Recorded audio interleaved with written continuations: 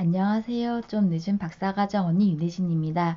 요즘에 저희가 도움을 얻기 위해서 여러 방면의 멘토들의 이야기를 많이 듣곤 하죠. 저 같은 경우에도 유튜브 동영상이나 아니면 책을 통해서 그리고 기타 여러 가지 방법으로 멘토들의 이야기를 듣곤 해요. 그런데 때로는 굉장히 오히려 혼란스러울 때가 있어요. 어떤 경우냐면 저분이 말씀하시는 성공의 의미와 내가 생각하는 성공의 방향성이 조금 다른 경우가 있잖아요. 그리고 어떤 현안에 대해서 나는 이렇게 보는데 저분은 또 좀 전혀 다른 이야기를 한단 말이죠. 그럴 때도 좀 혼란을 느끼곤 해요. 이런 것들이 왜 생기는지 생각을 해보면 그게 모든 사람의 철학이 달라서 그런 거거든요. 철학이라는 게 우리가 굉장히 막 고차원적이고 플라톤, 소크라테스, 공자 이런 이야기를 해야 철학이다라고 생각을 하기 쉽겠지만 사실은 철학은 굉장히 우리와 가까이 있는 거거든요. 내가 사람이라는 존재에 대해서 어떻게 보는가? 그리고 나는 삶을 어떻게 보는가? 나는 어떤 것을 의미 있다라고 생각하는가? 그것에 대한 나의 관점이 철학이거든요. 그래서 그게 달라지면 성공을 대하는, 성공을 정의하는 것도 달라지고, 그리고 무엇이 성공이냐에 대해서 바라보는 관점도 다 달라져요. 그렇게 보시면 우리가 볼 때는 성공했다라는 사람들, 사회에서는 성공했다라고 하는데, 내가 봤을 때는 제가 보는 성공의 방향과는 조금 안 맞을 수도 있어요. 그리고 그분은 어떤 면에 있어서는 성공했다라고는 볼 수는 있는데, 저와는 사람을 보는 관점, 인생을 보는 관점이 다를 수도 있어요.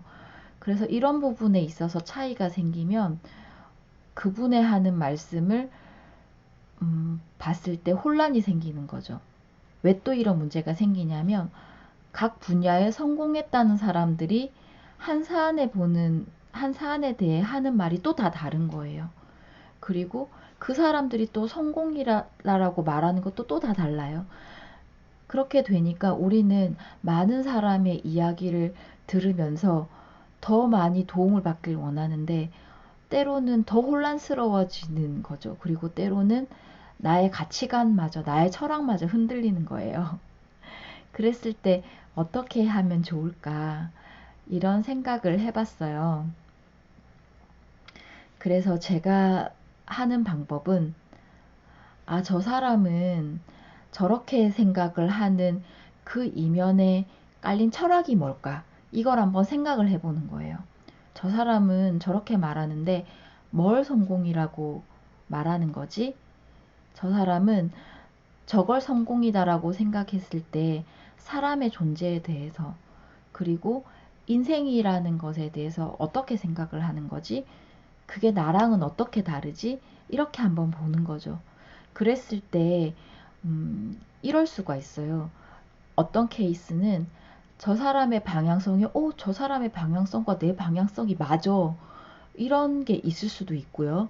어떤 사람은 저 사람이 하는 말은 현상이라든지 그것을 보는 방식은 나름대로 의미가 있는 것 같은데 그게 내가 해석하는 방향하고는 달라.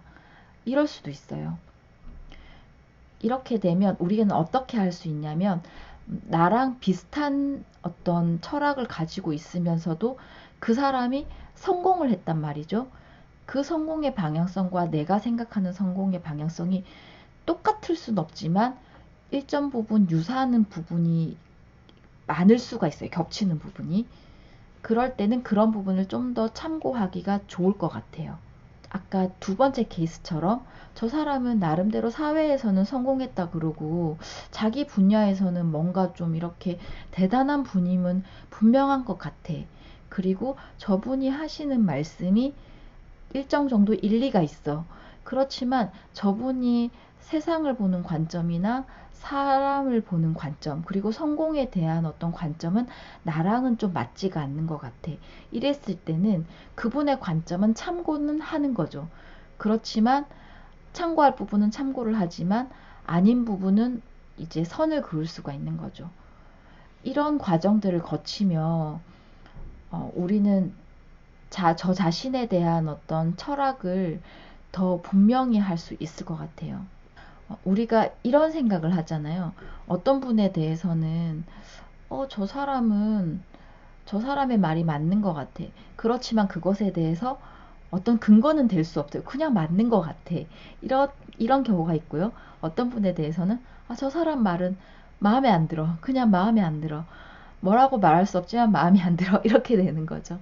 이제 그것보다는 이 부분에 이 사람에 있어서는 나의 어떤 부분과 겹치는 거지? 저 사람에 대해서는 저 사람과 나는 무엇이 맞지 않는 거지? 이것을 좀 더 분명히 한다면 나의 경계선이 좀 더 명확해질 수 있을 거다라는 생각을 해요. 우리가 유명하다고 알고 있고 위대하다고 알고 있는 그런 철학자들도 아마 그렇게 작은 데서부터 시작을 했을 거다라고 생각을 해요. 작은 것에서부터 자기와 겹치는 부분, 그렇지 않은 부분들을 이렇게 확인을 하고요. 그리고 자기가 가치 있다라고 여기는 부분에 있어서 그거를 좀 더 확장해 나가는 거죠. 이걸 좀 더 키워 나간다면 그건 이번에 이건 어떻게 적용되는 거지? 이런 식으로 확장을 해 나갔다라고 생각을 하거든요. 내가 가치 있다라고 여기는 것이 그것에 대해서 좀 더 많은 사람이 공감하고 그것이 좀 더 광범위하게 적용된다면 내가 생각하는 그 가치나 그 기준이 좀 더 포괄적인 거죠. 네. 그렇게 생각을 하실 수 있을 것 같아요. 그래서 오늘은 우리가 굉장히 멘토가 많은 성공한 사람들이 많은 시대에서 그런 이야기들을 굉장히 많이 접하면서 느낄 수 있는 혼란에 대해서 말씀을 드렸어요. 그리고 그것이 어디에서 나오는 건가? 결국에는 철학의 차이에서 나온다는 말씀을 드렸고요. 그것에 대한 해결 방법으로 그 사람이 말하는 것, 성공이라고 말하는 것, 그 사람이 가치 있다라고 말하는 것, 그 기반에 있는 철학과 나의 철학을 한번 비교해 보시면 좋을 것 같다라는 말씀을 드렸습니다. 우리가 사는 것도 바쁘고, 게다가 우리는 공부까지 하잖아요. 이렇게 바쁜데, 뭐 그런 철학적인 것까지 생각해야 하나, 뭐 이렇게 생각하실 수도 있겠지만, 우리가 사실 보면 뭔가에 집중해서 나아가는 시간보다 이것저것 많이 찾고 그리고 그 가운데서 혼란을 느끼기 때문에 또 자료를 찾고 그러면서 혼란을 느껴서 감정의 어떤 소비를 하고 그러는 시간도 굉장히 많다라고 생각을 하거든요.